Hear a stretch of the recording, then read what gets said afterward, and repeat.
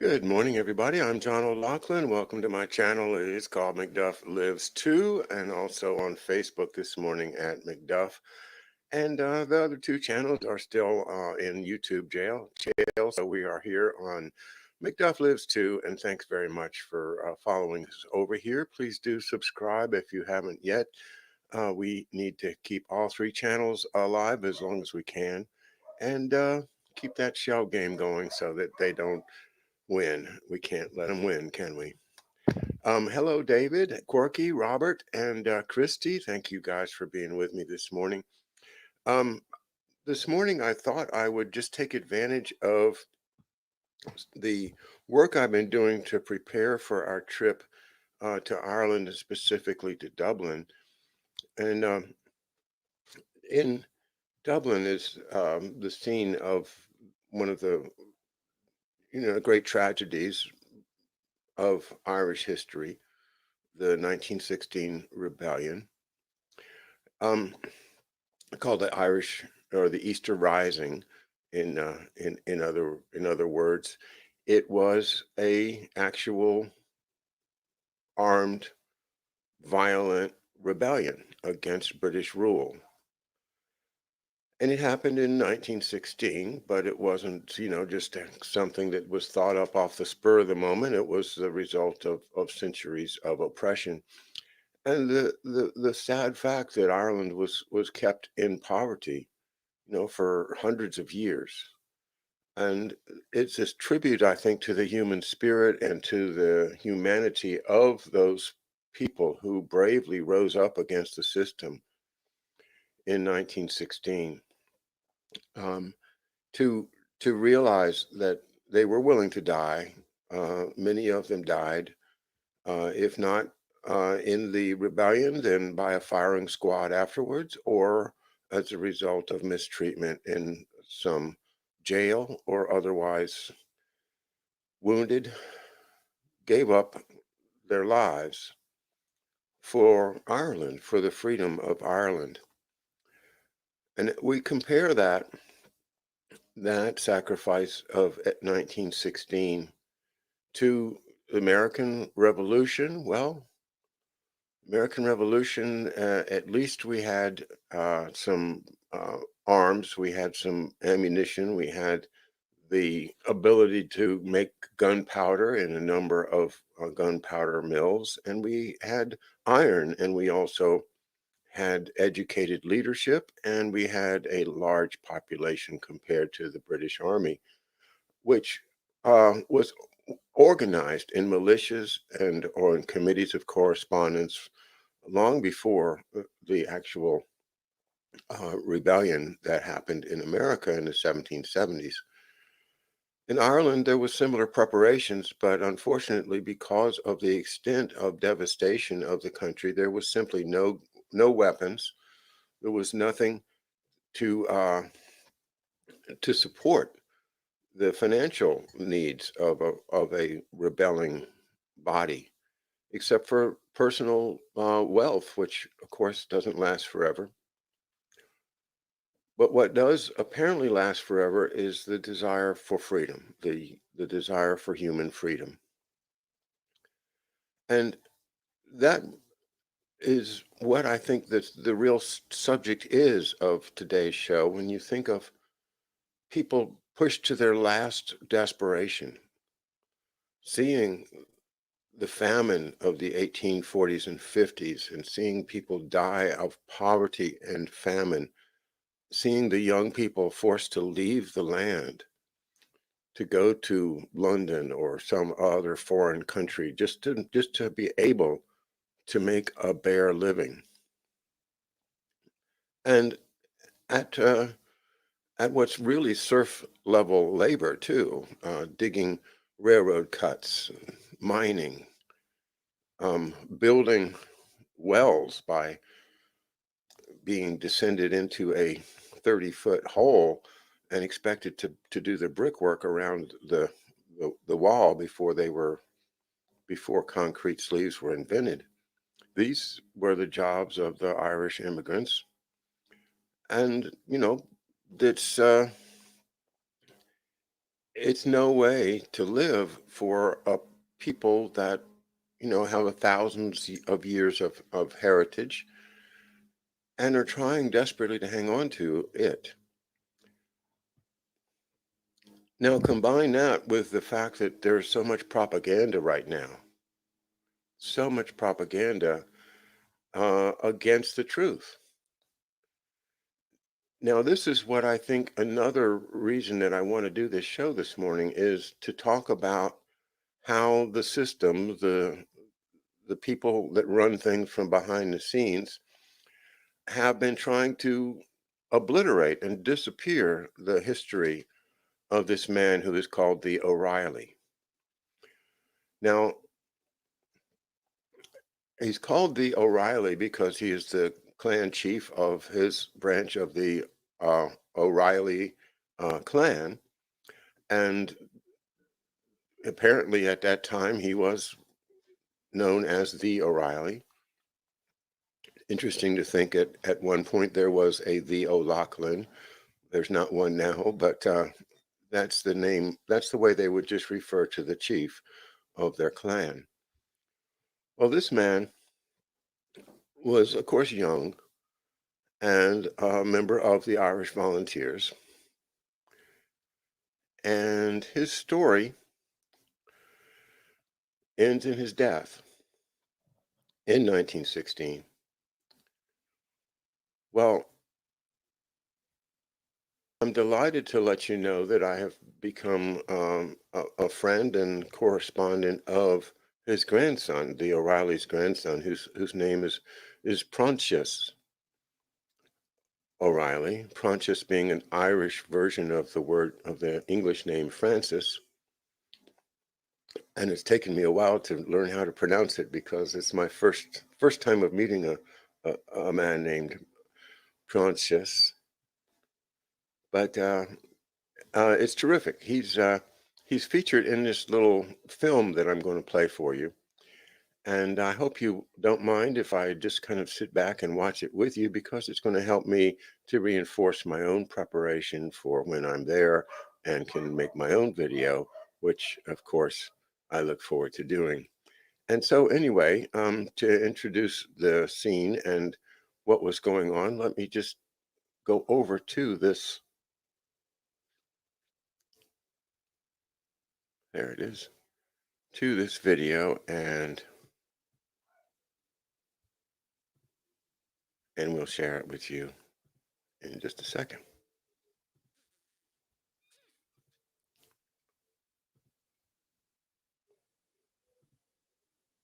And Robert, I agree. That was a great show with David last night. I, with people like David and Mark and Bill Taylor and all the great researchers working on these things, um, we have to have hope, don't we? Just like these desperate, forlorn, but yet still hopeful Irish rebels back in 1916, trying to free Ireland from British rule with really very little to work with. And yet, the good news is, after all their sacrifices, Ireland is a free country now. At least the republic part of it is. And while it still is burdened with the financial system of the Great Britain and the West, and it still is overtaxed, and the people are not actually free to be. They're not even allowed to cut turf anymore, for goodness sakes. But the other side of it is, though, is that they do have enough to eat. They have education. They have the ability to travel. They have hope, and they have their beautiful music, which, of course, is a very big part of what I hope to participate in over there myself. So let's see if we've got this lined up right. We have Battlefield 1916, The Laneways of History. Now, besides understanding how the battle went and, uh, just to let you know, it doesn't go very well for the Irish because for one thing, the British had a machine gun which the Irish didn't know about, and it was concealed, and there was many flaws in the Irish plan, which hopefully you'll hear about. But more importantly, I think, is the idea of preserving the history. And the name of this particular movement is called Save Moore Street, Moore. The Irish accent on that is a little like Moore, but it's the name Moore Street. And to Save Moore Street is an ongoing campaign. They'll be having a concert on August 11th in support of their basically the citizens and the descendants of the 1916 rebellion are have been fighting for decades to preserve the place as a place where the nation was born, and they're having quite a hard time accomplishing their tasks. So anyway, without further ado, let me go over and turn on this video.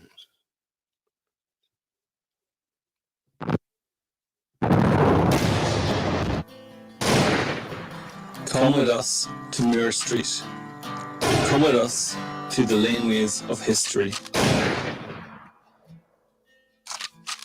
I'll tell you a story of a row in the town. When the green flag went up and the crown flag came down, was the neatest and sweetest thing ever you saw. And he played the great games they call Air in the Law.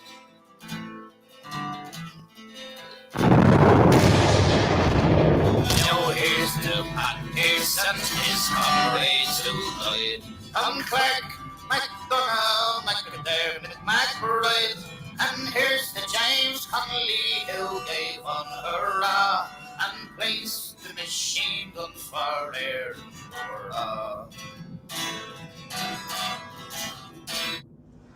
James Connolly, hired by grandson James Connolly.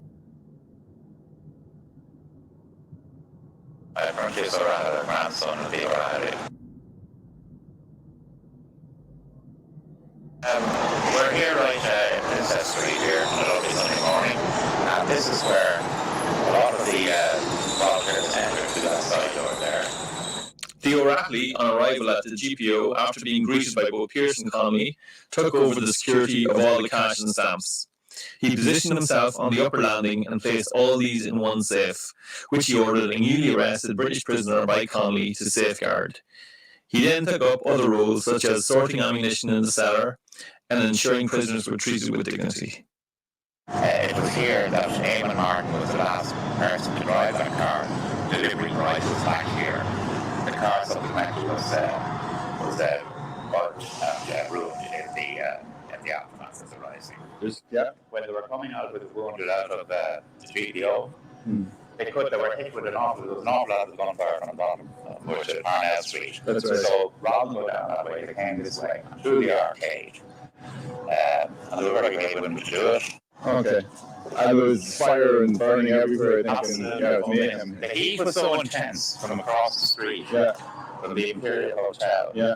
There was a Republican flag on top of the Imperial Hotel. Yeah. And an eyewitness said that he can always remember, apart from the heat, because they were at the windows, that he could remember every time another thing caught fire inside the hotel, another ceiling caught fire, the flag would blow to the west.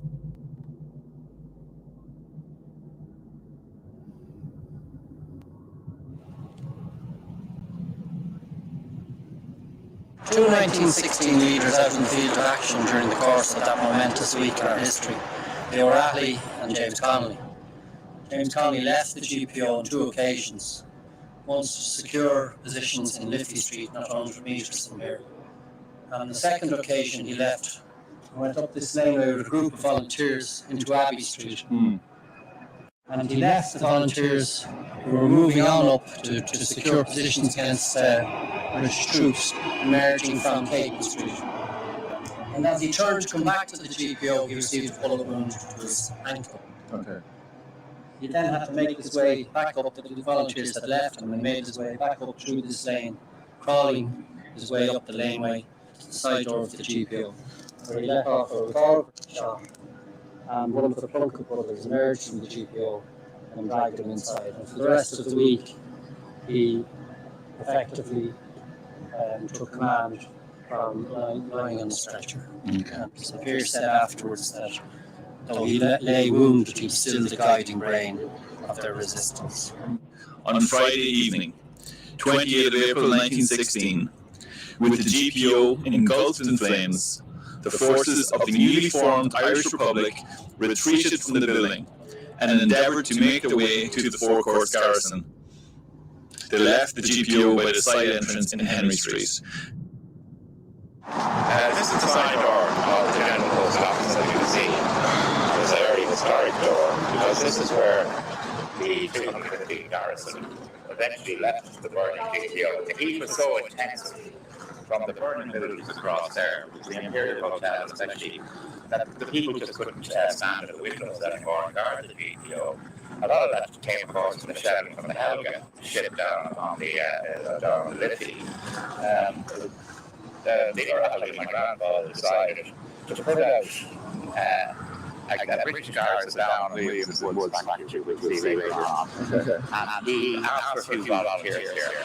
So 12 men came forward, and he went with those 12 men down towards Moore Street to try and put out that garrison. He, O'Reilly, shook hands with me and bid me goodbye, and then he said, "I wonder do those fellows still think we're afraid of them?" Meaning, of course, the British. O'Reilly drew his heavy automatic pistol and, pointing towards Moore Street, gave the order to charge.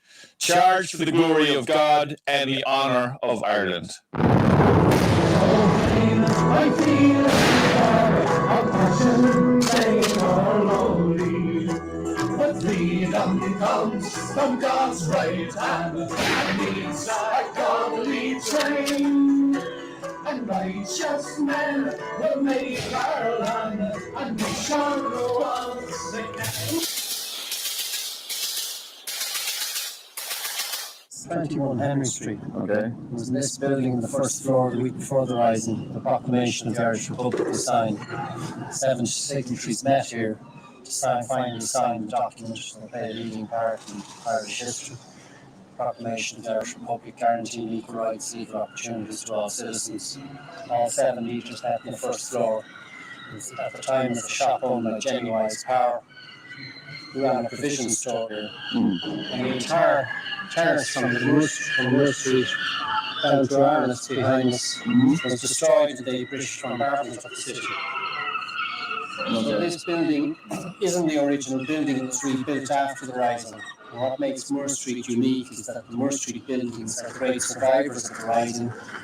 They weren't blitzed during the course of the bombardment, so we have a terrace of houses that date from before the Rising and survived the Rising.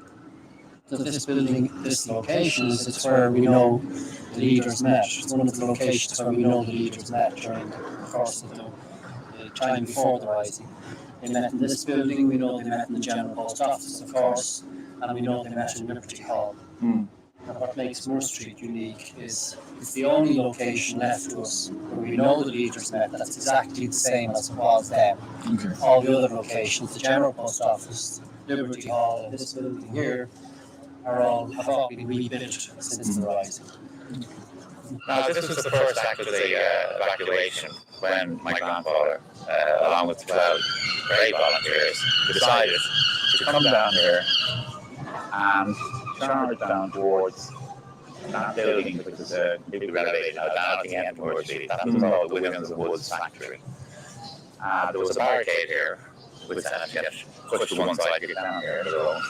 But on the far side was a British barricade. They didn't realise how heavily manned it was, and unfortunately there was a Maxim machine gun down there. The flank, my grandfather's orders said, he took the right-hand flank, 6 men. 5 other men were on the other side. They approached very, very heavy gunfire going on around here. They were very close to the buildings. And they crossed the lane here. And there was more, there was an awful lot of ricocheting going on, a lot of fire, a lot of sniper fire. So eventually, anyway, they made their way down here. Okay. Hamlin's fish shop. Hamlin's fish shop would have been Down where that sign is down there. Oh, the full end, yeah. And the two men behind the O'Reilly were in the shop. Okay. And the eyewitness report that I have was by a Tom Grimmins. We had just entered the street when I saw a British sniper rush from a house on the opposite side of the street. I fired across the street at him and he went down. At the same moment, they opened up with machine gun fire from Parnell Street. I was just about at O'Hanlon's Fish Market at the time. I do not know if my shot got the sniper or if he went down from the machine gun fire. The man behind the O'Reilly was killed. I got hit in the foot. The O'Reilly made a dash to get back to the lane when they opened up on him. He fell on the sidewalk in Muir Street and at the corner of the lane. He said he was hit in the stomach and spine. He was not able to move and in great pain. He asked me how I was. I told him I had been shot in the ankle.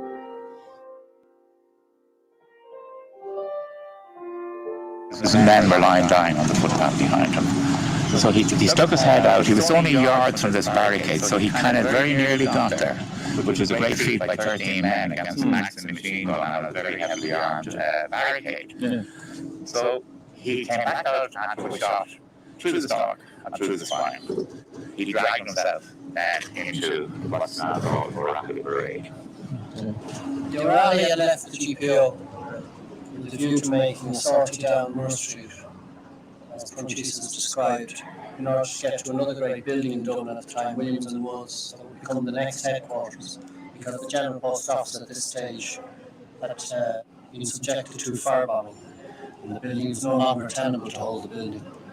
Pierce stood at the Henry Street exit with what appeared to be plans in his hand.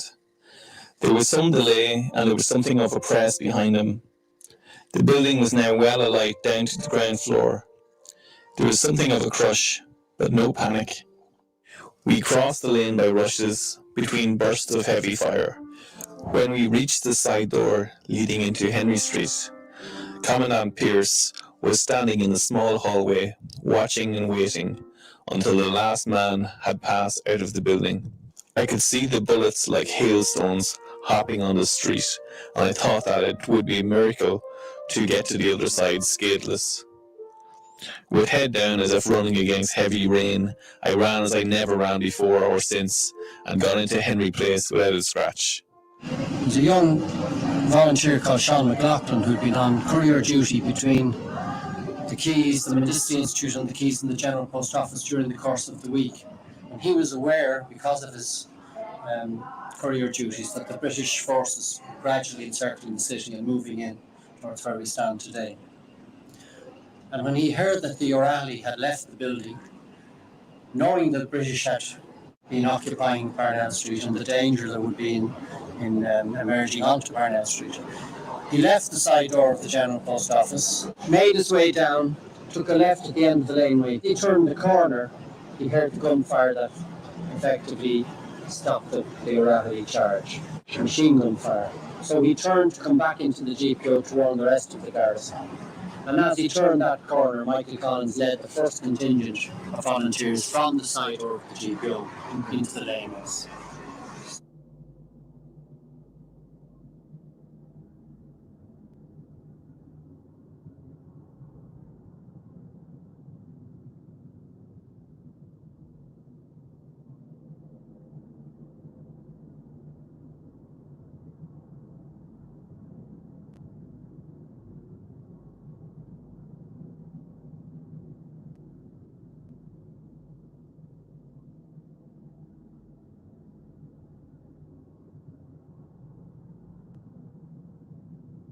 This was the start of the evacuation of the General Post Office, and these became the lanes of history. And when the volunteers emerged into this laneway, of course, they were out of immediate danger in the sense that they were out of the line of machine gun fire. But the area was still being subjected to British bombardment through shell fire. So great panic ensued in these laneways. Volunteers scrambled over buildings in an effort to get away. Others turned back to go back to the GPO, but couldn't go back because the phasing and fairness that the GPO had just become.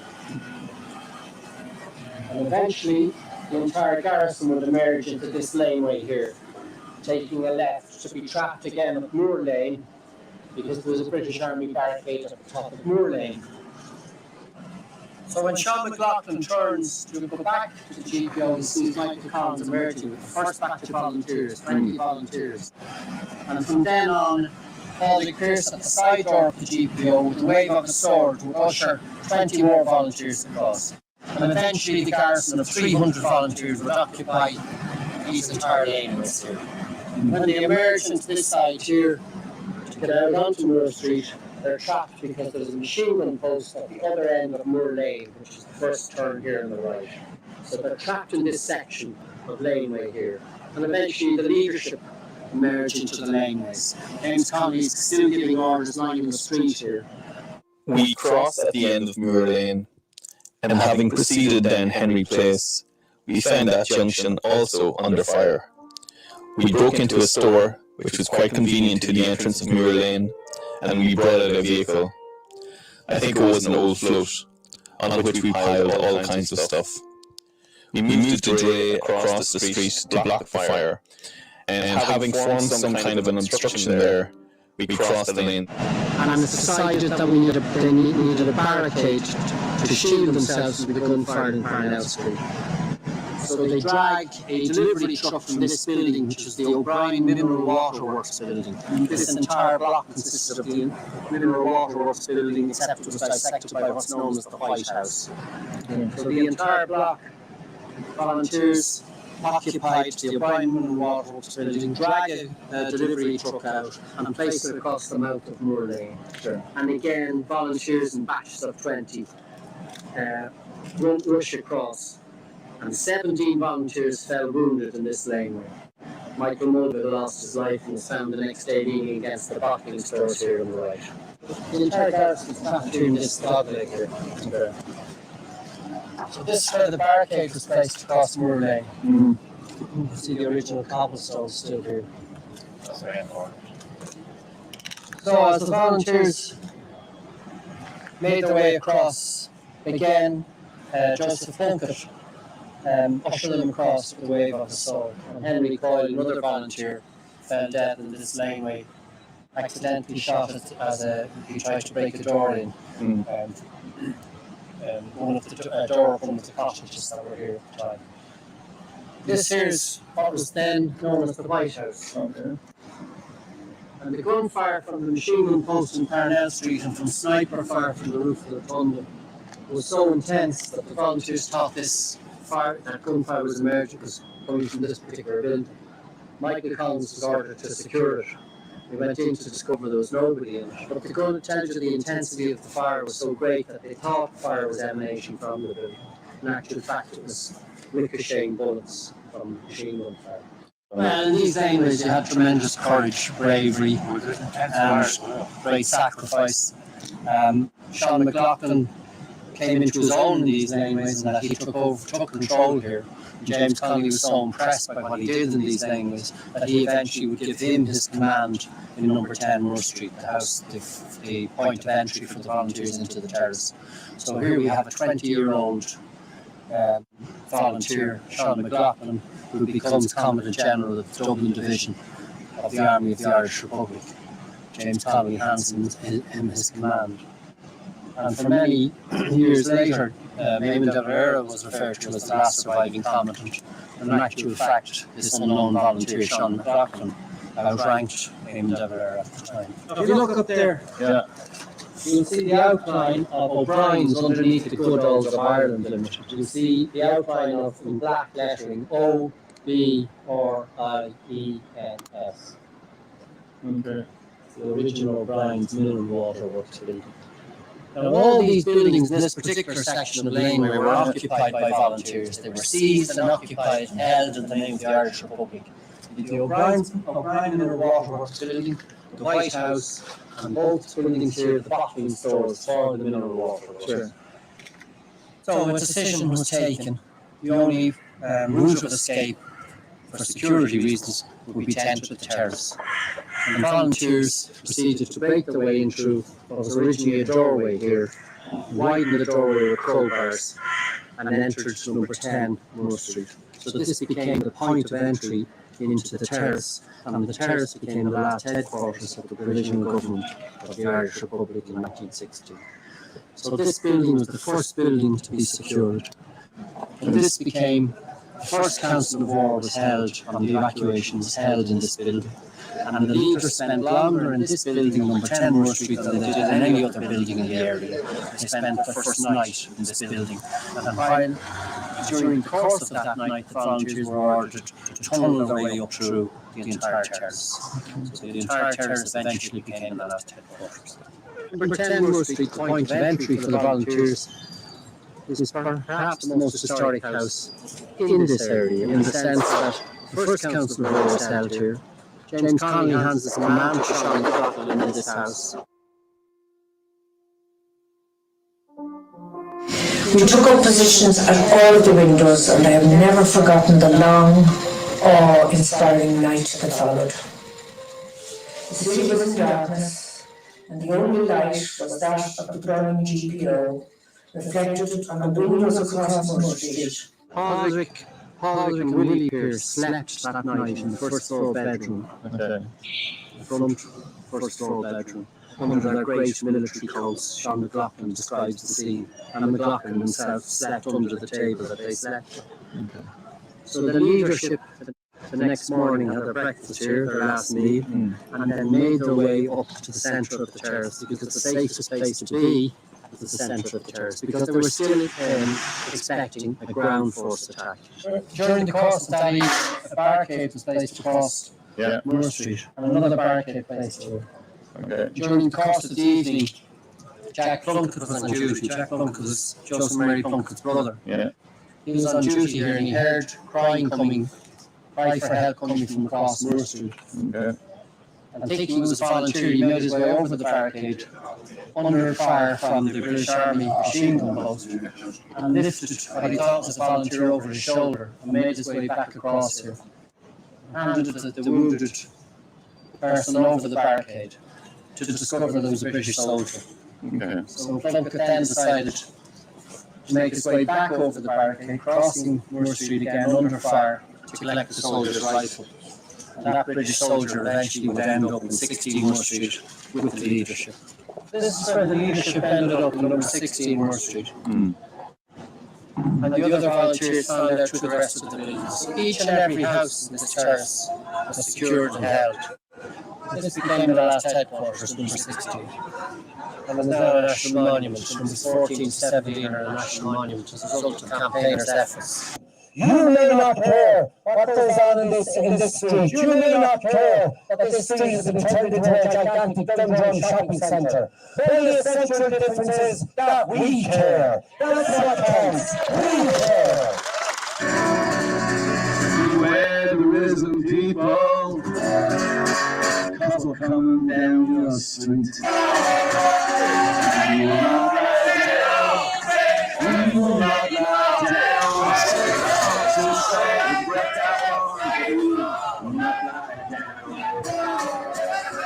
The preservation is issued in those four buildings to preserve them. But the rest of the terrace will be destroyed under the present planning application. In fact, the entire area and all the houses we refer to, we will lose should the planning application destroy the area go ahead. Number 16 became the last headquarters. Number 15 is the house in which Nurse O'Farrell emerged with a white flag after the decision was taken to surrender. And number 17 was where James Connolly was carried out eventually and placed outside Hanlon's 2021 Moore Street with the other wounded.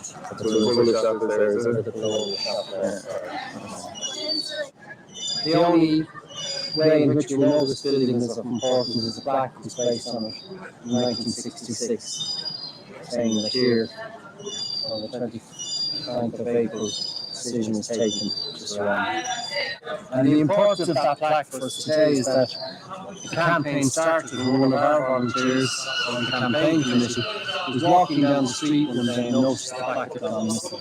made inquiries of the National Trade Association, who discovered the plaque was on the wall of one of the developers' offices and asked for it to be reinstated.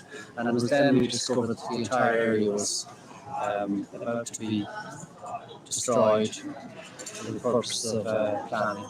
2021 was the building where the volunteers met and agreed to accept the surrender order. The last two houses on the terrace where the O'Reilly fell. We reached the corner of Muir Street, and Clark called upon me to occupy these buildings and to dig from one building to another in order to extend our position. We smashed our way into this building and progressed as instructed from house to house. We continued to extend our line until we reached the lane which intersects Muir Street about 50 yards from Parnell Street. I, at this stage, reported back to say that the line had now been extended as far as it was possible to go. The volunteers burrowed their way through the terrace at different levels so they wouldn't leave a line of fire behind them. And wherever they found it easy to burrow through, the easiest part of the structures. So each and every building was occupied and held. We were using a very large toolbar, and each man would take his turn at the bar for a few minutes and then stop to rest, with a fresh man taking his piss. During one of my spells of rest, I lay flat down on the floor awaiting my turn to work the crowbar, and fell fast asleep. In one small room I came across two of our men lying fast asleep, their heads near the fender and feet almost touching the wall opposite. They were so exhausted that they had to be lifted bodily through the board walls. During the course of that evening, Padraig Pearse had a meeting with Osprey trainer here in these Hanlon building and discussed the civilian population. The 18th Royal Irish, a regiment of Irishmen in the British Army, had shot at everything that moved in the street. At such short range, their shooting was deadly. I saw an old man come out of the shop. No sooner did he appear than a bullet from one of the Royal Irish struck him, and he fell. A little girl about 4 or 5 years started bawling, "My granddad is dead." One of the reasons that led to the decision to surrender was that Pearse, looking out through the windows of number 16, had witnessed 3 civilians being shot dead under a white flag. This entire zone was a battle. This was the great battle, the last great battle of 1916. Now, as I said earlier, they broke to 2 flanks, and the relatives of this son already 3 of the men carried him. This is what they call a dead man's corner. Shorties. They were mown down as well there. So he rushed up to the doorway here. There was an old pub there at the barn. There was a doorway there. And that's how close he got to the barricade. Just down there at the street there, on the Britain Street. When Sean McLaughlin came around the corner, he knew by the devastation that they were up against machine guns. They didn't know that until that time. But when he hit down the door, he put his head out to have another go at this barricade. It is said that he had received 1 bullet already in the stomach, but the other one hit his spine. So with that, he dragged himself around here, that corner there. It was Sackville Lane. And there's a doorway over there, a blue doorway, which is another doorway, not clean enough. He slumped at that doorway there. His head was on the roadway, but he lay there mortally wounded in an awful lot of pain, and that was approximately 5:30 on the Friday, on Easter Friday. And an ambulance driver came here. He didn't know whether he was dead or alive, but he went in to check on him. And when he went in to check, they had the actual stretcher, and a uniformed British officer came up and told him to get out of there, that he wasn't trying to take my grandmother's body. So he left, and he felt very badly about this, because he was still alive, but was in a lot of pain. My grandfather then, at some stage during this, wrote on that door, "P. O'Reilly died here." And Mitchell, that ambulance driver, had come back again and was refused. He turned around and questioned the sentry, who was now had a sentry here. And the sentry said, "I don't know who he is, I'm just following orders, but he must be some important bastard."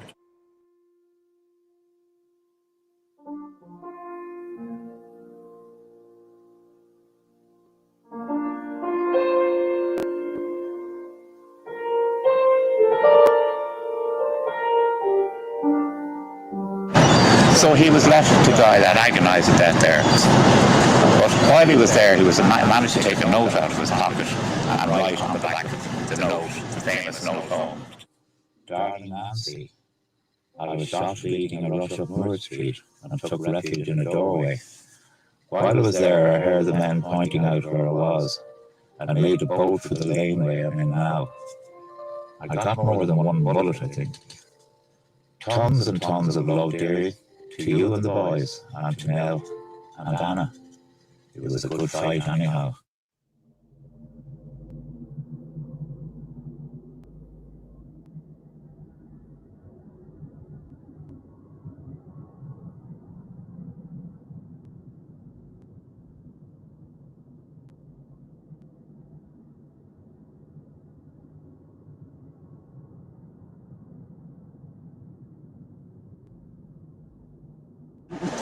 Many of the GPO garrison had come in from Kimmage, but originally they were British born. They come over from Britain. So they were from Liverpool, London, Glasgow. And they believed that upon surrender they'd be shot on sight as deserters. Yeah. So they gathered in the rear gardens of Hanlon's, instead of the front of the building here. And they were spoken to by Thomas Clark, asking them to accept the surrender, or Joseph Plunkett tried, and they were still refusing to accept it. Michael Collins had his say, and they were still refusing. And it was only when Sean McDermott implored them to accept the surrender order that they agreed. And it just tells us the high esteem with which Sean McDermott was held by the ordinary volunteers as Tom Clark's right-hand man, that he was the one who finally impressed upon them the need to surrender at that particular moment in time. I was one of the party addressed by Sean McDermott. He explained the exact position to us and overcame whatever objections some of us had to surrendering. He said that we had fought a gallant fight and our morale had been very high. Also, that in his opinion, the leaders would be executed, but that most of us would probably be sent to prison.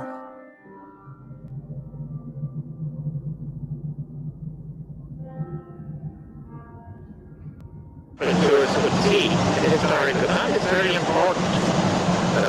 The news centre is linked, that interpreter centre that they spent €7 million on is immediately linked via the evacuation route to the actual site of the battlefield.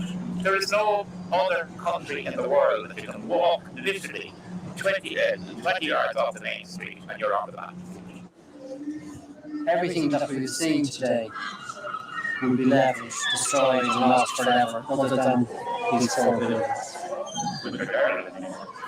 which lie derelict today, under the financial control of the state through now. Through the course of this campaign, we've discovered history in this area, and that history is about to be destroyed by the state, which came into existence through the events that occurred here. It's the most astonishing story, really, of the failure of successive administrations to secure, preserve and protect for future generations the very birthplace of our republic. All right, I'm going to stop it there just to save a few minutes for a little discussion afterwards, after we've seen that presentation. It's a tragedy. To me, it's like if America didn't honor Lexington and Concord, and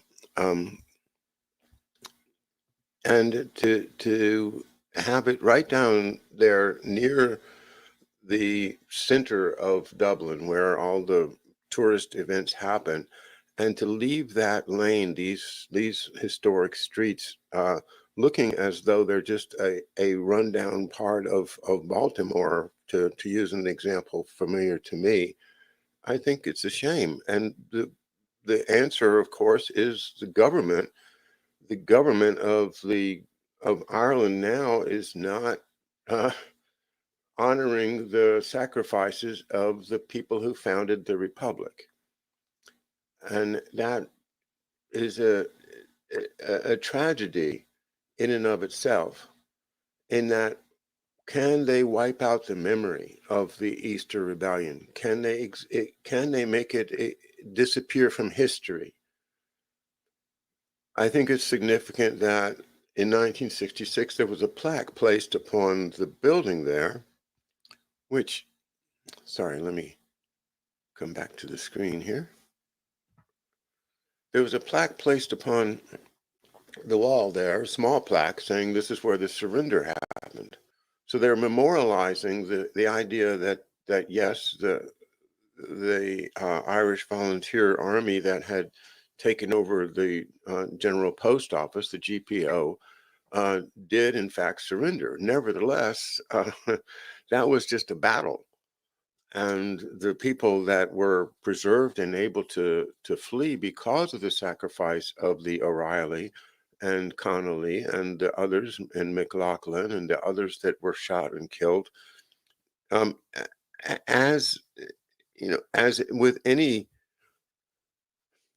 beginning of a rebellion, these tragic losses were the precious first blood that showed the will of the people to cast off the British yoke. Now, we're looking at the same type of a problem, are we not, right now, where we may be reduced to being rebels crawling through the tenements and the terrace, as they call it, the row of buildings. You can see what happened in my short synopsis of what happened in this battle. We had a group of rebels, and part of that was the Cumann Naban, which means the women's auxiliary. And there was, I think, 1,200 women that were there providing support and carrying weapons and being soldiers, as well as the men. There was, I think it was 300 official enlisted Irish volunteers in the Irish Republican Army of that event. I'll learn more when I get there and talk to Proncius himself to get more details. But the problem was that they had some mixed signals before this rebellion, and as a result of many things that didn't go right, they didn't have the arms they thought they were going to have. They thought they were going to get a shipment of arms, and it didn't come. And so there was a discussion of calling the whole thing off, but the people had already assembled. And so the O'Reilly charge was a charge of a rear guard type of action to allow the bulk of the people to escape while they were being encircled by the British Army. The British Army was encircling the whole city, and knowing that they were about to be caught in a circle and destroyed that way with shelling from a ship they brought onto the Liffey, with the Maxim machine guns, they were all going to be murdered.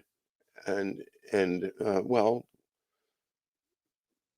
the sacrifice that O'Reilly made was very, very heroic, and something that needs to be honored in history. So that's why I want to go there, to try to lend whatever I can. And if you all are interested in it, you could can contact the Save More Street folks. Mr. O'Reilly is on Facebook if you want to get in touch with him. But even if you're not of the mind that this particular area should be consecrated and kept holy in a way by the Irish government, kept preserved as a monument to these people, we need to recognize that the past is being bulldozed. the books are disappearing.